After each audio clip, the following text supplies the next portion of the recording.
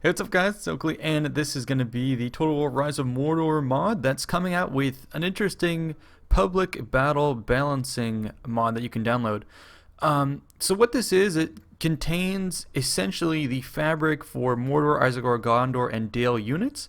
And what I mean fabric by, I mean just these units stat-wise. So there are different representations for the units with their intended battle stats and abilities, but the unit models themselves do not make their way into the mod. They're going to save that for a future release. This is solely meant to recreate the feel and kind of the balancing, obviously, of the mod itself.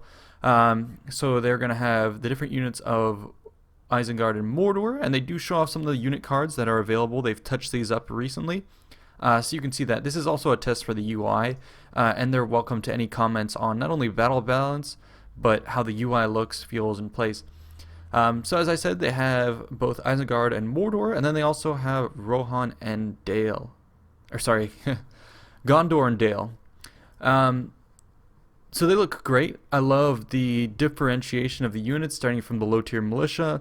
This is pretty similar to what you would have seen in the roster for Medieval 2 Total War. They have some people from that mod also helping them, and they've gotten inspiration from there.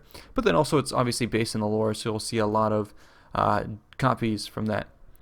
Here is the custom battle UI when you come in here. You can see all the different units.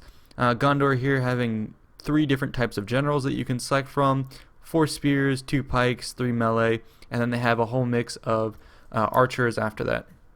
Now you can obviously choose Dale, Isengard, and Mordor just for the purposes of this mod. The Dale units, it seemed like in this screen grab, we're obviously, I mean it's blacked out, we're obviously missing some unit cards. I think these are, as of the time of making this video, completed, but I don't know if they'll make their way into the patch when you download it. So yeah, definitely this is still very much a work in progress, but I do love the unit cards. This is something that they'd shown a while ago, but it's always great to see them.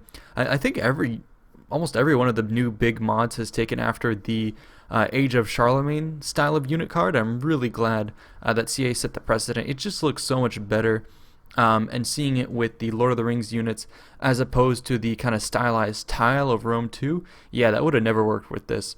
So I'm glad this made its way over.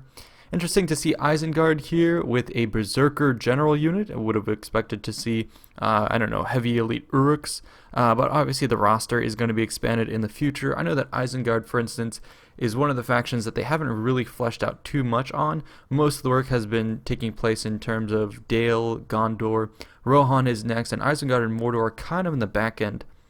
Looking at Isengard here, they have a mounted, what looks like a Nazgul, and part of the unit rosters, you'll see there the unit cards that are selected as part of the army. 2 of those are going to be trolls, 1 mountain troll, and then 1, it looks like an Olagai. So those are going to be awesome. I did see some early attempts at animating those in Total War Attila, and that's going to be very interesting to see.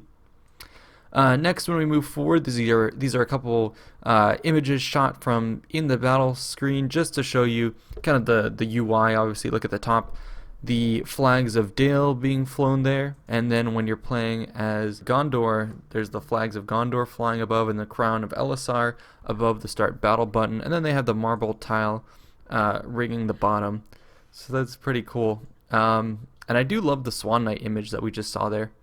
And then a couple of the end screens here, and I think you are seeing a sneak preview of some of the units there in the background.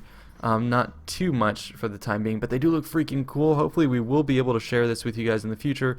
I know they're still putting polishing touches on it, and they don't want to share the entire thing just yet. So again, as a reminder, you will not see the actual units when you do your test mod. It'll be those stand-in default units. And this is the end screen for Gondor as well, and then the end screen for Dale here. So a little bit of differentiation in the tile and the color palette and the scheme. So yeah, any feedback obviously is welcome for the mod developers. They're looking for it, as I said, for the UI and also any gameplay that you can find out. And here a bloodied decisive defeat banner being raised for Gondor, and it's always nice to see the artwork not only in pristine form, but then after the defeat, see the banner of Minas Tirith being torn apart and bloodied and covered in gore, so that's always cool. A couple things about the design choices that they did want to make explicit is that here one of the things that the balancing tried to focus around is that heavily armored units uh, can survive more blows, but they're encumbered by weight and armor, meaning that their agility is hindered. And so apparently here, this translated into the more armor a unit has, the less their melee attack and defense stats are. Whereas little armor has high melee attack and high defense. So we'll see kind of how that plays out. I'm not entirely sure of the implications of that. There was also talk of different ways to structure unit health. Is it going to be 5, or is it going to go the Age of Charlemagne route, where I believe it was 100 health for infantry, 150 for elites, and 500 for cavalry? I can't remember, but there's a lot of different ways to configure it. So definitely, if anyone has experience with this, definitely give some feedback. I also grabbed some of the feedback people have given so far. So they said Isengard needs charge bonus stats, and apparently arrows at the moment do dominate. That's something you see a lot in mods, is arrows doing a lot of damage.